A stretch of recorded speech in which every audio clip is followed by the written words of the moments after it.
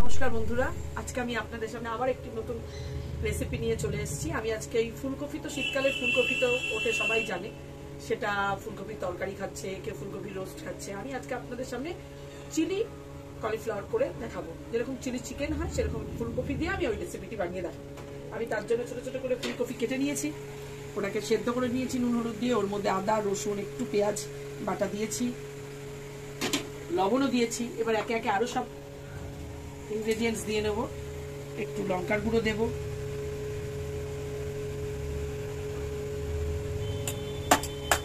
একটু গোলমরিচের গুঁড়ো দেব,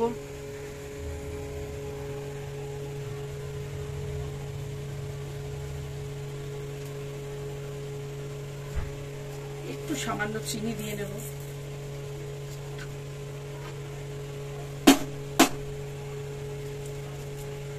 একটা ডিম দেব,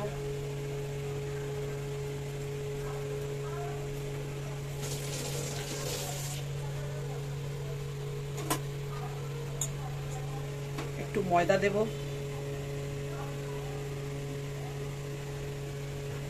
সবকিছু পরিমাণ মতো দিতে হবে।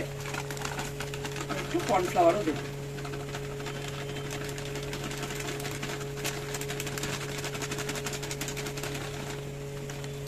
এবার সবগুলোকে ভালো করে মিশিয়ে নেব। আমি দেখুন এটাকে ম্যারিনেট করে রেখেছি, এখানে তেল গরম হয়ে গেছে। এবার আমি এটাকে আস্তে আস্তে ভেজে নেব।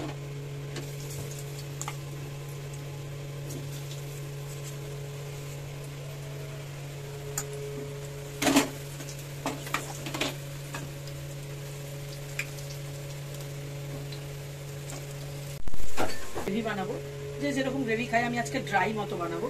তাই জন্য আমি আজকে এখানে পেঁয়াজ নিয়ে নিয়েছি, টমেটো, ক্যাপসিকাম, কাঁচা লঙ্কা, রসুন বাটা, আদা বাটা, আর যেরকম লাগে লবণ, নুন, চিনি পরিমাণ মতো দিয়ে দেবো।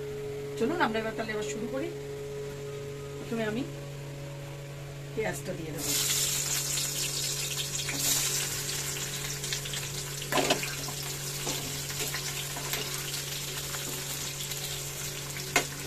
হালকা করে ফ্রাই করবো।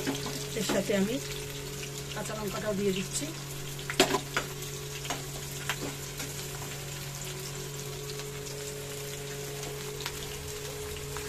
ক্যাপসিকামটাও দিয়ে দেবো।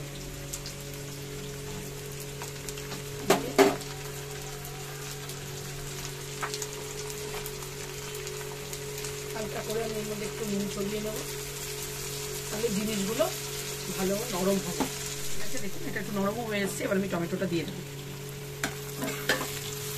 টমেটোটা দিয়ে ভালো করে ভাজা করে নেব। ভাজা হয়ে গেছে, হালকা করে ভাজা হয়ে গেছে।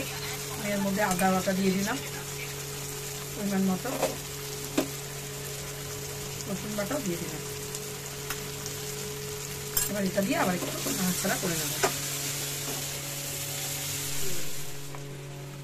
Tomato sauce,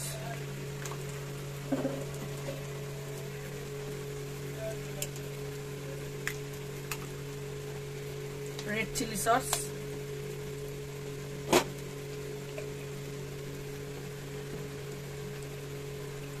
normal chilli sauce,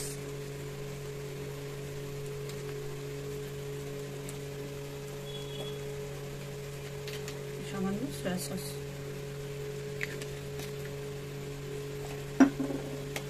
আগে লবণ দেওয়া আছে, ওই জন্য সামান্য লবণ দিলাম।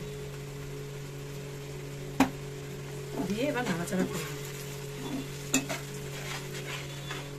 যারা চিনি পছন্দ করে না তারা নাও দিতে পারে।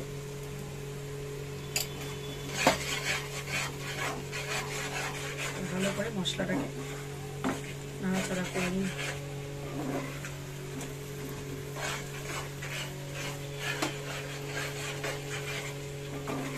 করে নিয়ে এবার ভেজে রাখা পাকোড়াগুলোকে এর মধ্যে দিয়ে দেব।